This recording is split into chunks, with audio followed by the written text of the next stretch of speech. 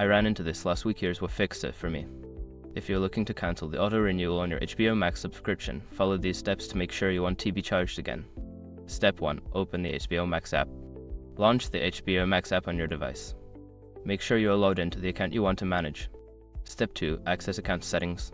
Once you're in the app, tap on your profile icon in the lower right corner to access your account settings.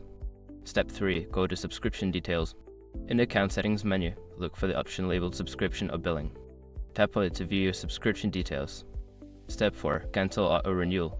Find the toggle or button that says auto renewal or renewal settings. Switch it off to cancel the auto renewal feature.